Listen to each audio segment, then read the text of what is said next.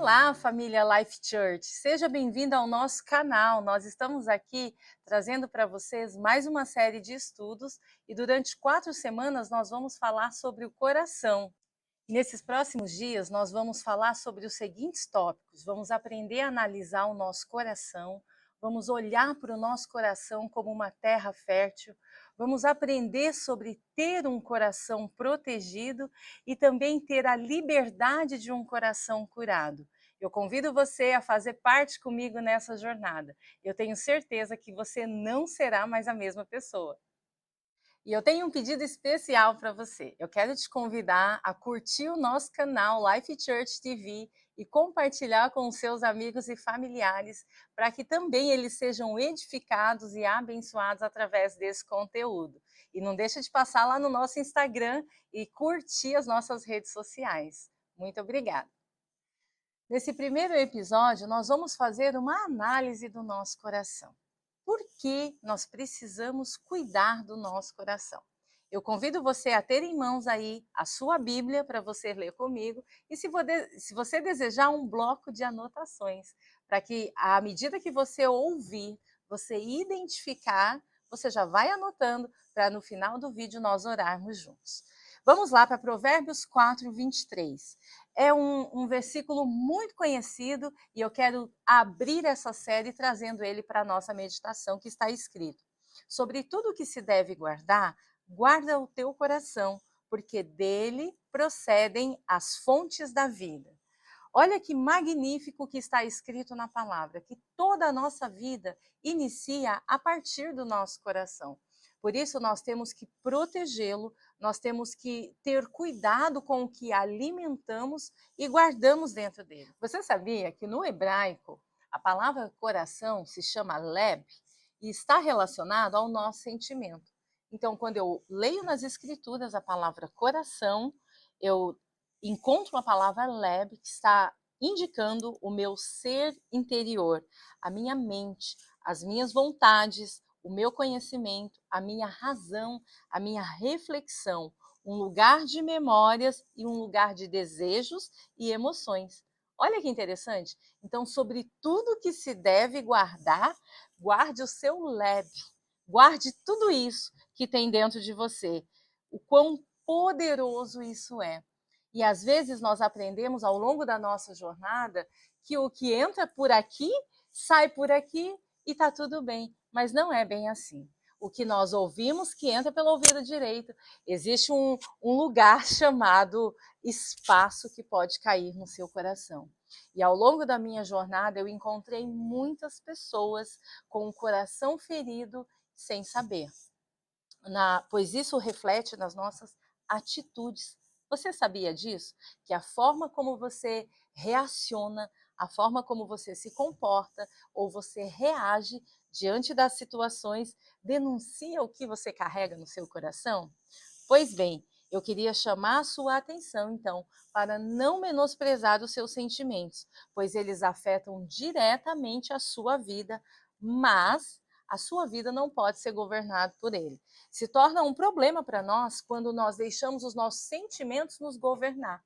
Afinal, eles oscilam. Ora queremos, ora não queremos. Ora estamos bem, ora estamos mal. E por isso nos tornamos pessoas inconstantes e instáveis. Mas a boa notícia é que quando nós nos alimentamos da palavra de Deus e abrimos o nosso coração para Jesus, então existe uma possibilidade de cura e de uma nova vida em Cristo.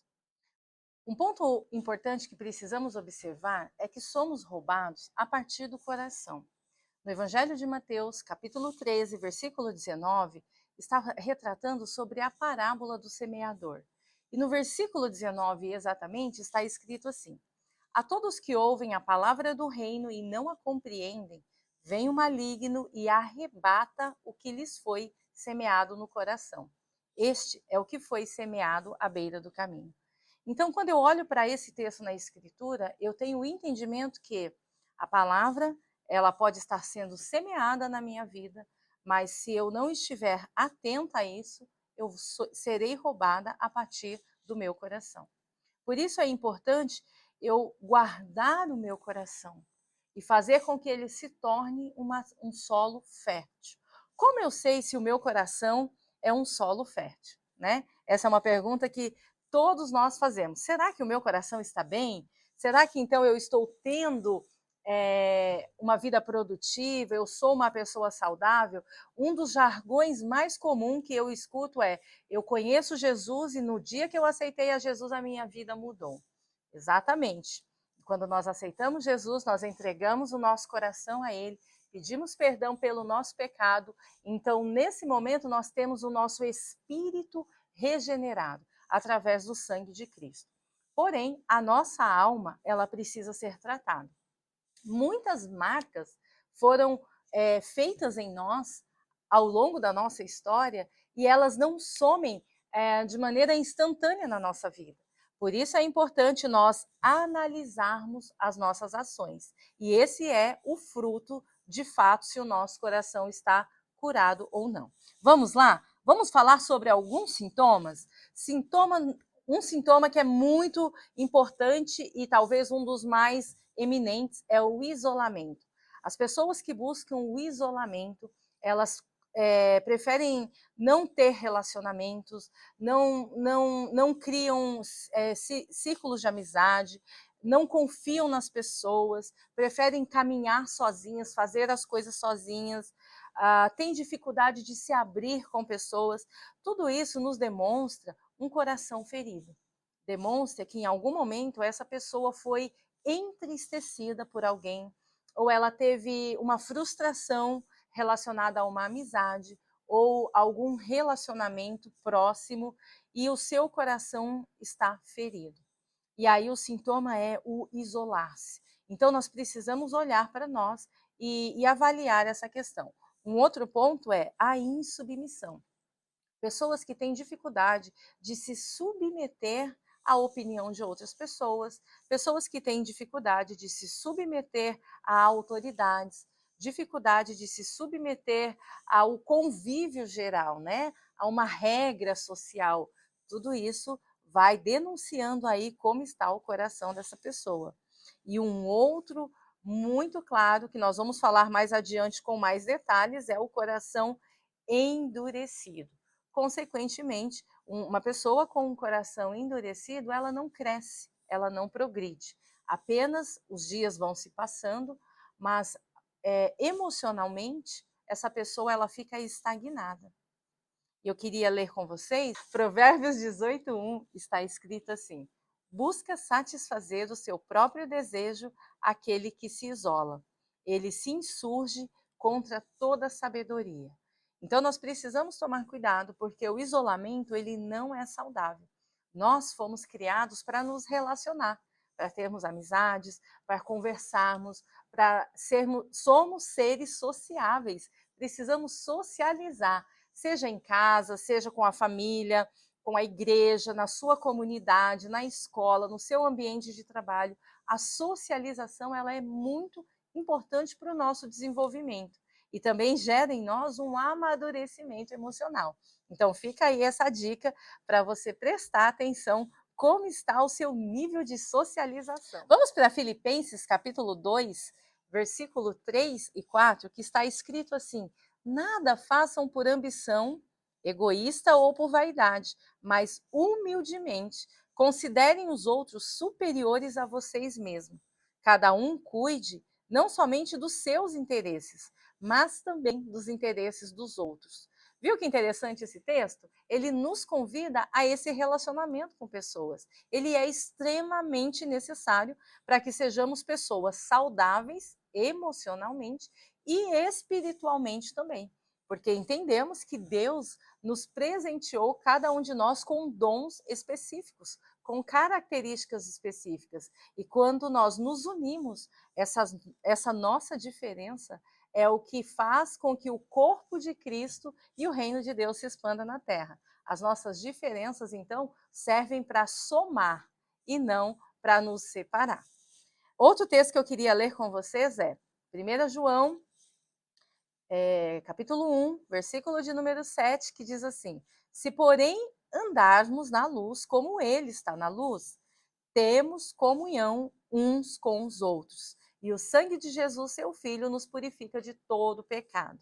Olha que interessante o que esse texto traz para nós, então, que se eu ando na luz, preciso ter comunhão com outras pessoas. Então, aqui é uma característica, então, que a Bíblia está nos ensinando o quê? Como está o nosso nível de relacionamento. O isolamento, portanto, está denunciando que o meu coração não está bem. Vamos para outro ponto a ser analisado? Palavras. Como estão as suas palavras? O que você tem falado? O que sai dos seus lábios? Quando você está ali no seu momento de descontração, de lazer, ou no seu momento de nervoso, de impaciência, de raiva, o que sai dos seus lábios? Lucas, Evangelho de Lucas, capítulo 6, verso 45, está escrito: o homem bom, do bom tesouro do seu coração, tira o bem, e o homem mau, do mau tesouro do seu coração, tira o mal. Porque da abundância do seu coração fala a boca. Que texto maravilhoso! A Bíblia está dizendo que a nossa boca fala o que o coração está cheio. Então, nós precisamos ter cuidado com o que sai da nossa boca. E já não temos mais que ser imaturos de dizer, ai, desculpa, eu falei sem pensar. Não, porque a Escritura está me convidando, pense, reflita no que você fala. Porque o que você fala denuncia o que está no seu coração. Ainda no Evangelho, no livro de Mateus, capítulo 15, verso 18, está escrito assim: mas o que sai da boca procede do coração, e isso contamina o homem, porque do coração procedem os maus pensamentos, mortes, adultérios, fornicação, furtos, falsos testemunhos e blasfêmias. Olha que forte isso. Então, todas essas ações, todo pecado, todo ato que é realizado, ele é primeiro gerado dentro do seu coração. Então, é importante nós tratarmos do coração. Quando nós lutamos para corrigir atitudes, ações que temos, e conseguimos corrigir por um tempo, mas ao passar dos dias, cometemos o mesmo erro. Acabamos caindo no mesmo lugar e às vezes nos sentimos tão frustrados. Né? Por exemplo, explodimos de uma forma involuntária, né? Quando percebemos, já aconteceu aquela explosão. Ofendemos quem estava perto de nós com as nossas palavras. Tentamos remediar mudando o comportamento. Mas, na verdade, nós precisamos tratar a raiz, que é o coração. E baseado nesse texto, então, eu consigo entender que o que eu estou falando denuncia o que está no meu coração, mas o que também eu falo, ele também contamina quem escuta. Então, nós precisamos prestar atenção o que nós estamos plantando dentro do nosso lar. A nossa casa deve ser o nosso ambiente de paz. E aprendemos que dentro de casa é o lugar onde os corações são formados. Se eu sou uma pessoa que tem o hábito de criticar, de menosprezar o outro, de xingar, de denegrir a imagem de alguém, de reclamar dentro de casa, isso se tornará um comportamento normal para toda a família. E de forma inconsciente, isso vai sendo reproduzindo no dia a dia. Isso não se cabe somente no quesito de murmuração, xingamentos, mas também no quesito de pessoas que são escarnecedores. É muito interessante porque quando nós encontramos alguém que tem o hábito de escarnecer do outro, muito provavelmente os seus pais também são iguais, porque veio de um ambiente em que escarnecia das outras pessoas. E então se torna um comportamento normal. Mas a Bíblia nos trata, dentro de Mateus 15, que aquilo que nós falamos contamina o homem. E do meu coração procede todas as más ações. E aí, você conseguiu identificar alguma coisa? Anota aí. Se você identificou, nós vamos orar no final e você precisa ter em mente quais são as ações que você identificou aí na sua casa. Vamos para o próximo tópico. Um coração ofendido. Um coração ofendido, ele é um coração cego, porque a ofensa atrapalha a nossa visão. Por que isso acontece? Porque um coração ofendido, ele somente enxerga defeitos, ele tem dificuldade em elogiar, é um coração crítico, fala mal, tem uma falsa humildade. O que é falsa humildade? É uma pessoa que diz, ela pensa que ela é humilde, ela pode até dizer que ela é humilde, mas o seu comportamento é um comportamento muito egoísta, é um comportamento muito soberbo, né? Então, isso demonstra um coração ofendido. A ofensa também cria um disfarce das pessoas de discernimento, né? Que as pessoas julgam ter discernimento e por isso ela se sente no direito de estar nesse lugar de ofensa. Não, a minha dor é real, o fulano me ofendeu e eu tenho razão para estar nesse lugar de ofensa. Então a ofensa ela é algo tão sério, porque ela contamina a mim e ela pode contaminar também as pessoas que estão à minha volta. Normalmente, a pessoa ofendida, ela tem o hábito de falar mal das pessoas. E não somente do seu ofensor, mas também ela tem dificuldade de enxergar as virtudes nas pessoas que estão em volta dela. Isso é muito interessante, porque se torna mais fácil identificar os erros, os pontos negativos, do que valorizar os acertos e os pontos positivos. O coração ofendido, então, ele precisa claramente ser tratado. E como nós tratamos isso? É o que nós vamos falar ao longo dos episódios. Provérbios 10, 11, está escrito assim: a boca do justo é fonte de vida, mas a boca dos ímpios abriga violência. Nesse texto, mais uma vez, nós somos levados a refletir o quanto a nossa palavra tem poder e o quanto as nossas palavras falam sobre nós. Nós vivemos numa era em que as redes sociais se tornaram um palanque para muitas pessoas. Aquilo que não se tem ousadia ou coragem de dizer pessoalmente, as pessoas vão para a internet e escrevem, publicam, repostam aquilo que está no seu coração. Quando você entra na rede social, então, você consegue ter uma perspectiva de como está a vida ou o coração dessa pessoa. É interessante porque as nossas ações estão denunciando o que está dentro do meu coração. O coração doente, ele contamina as pessoas que estão na sua volta.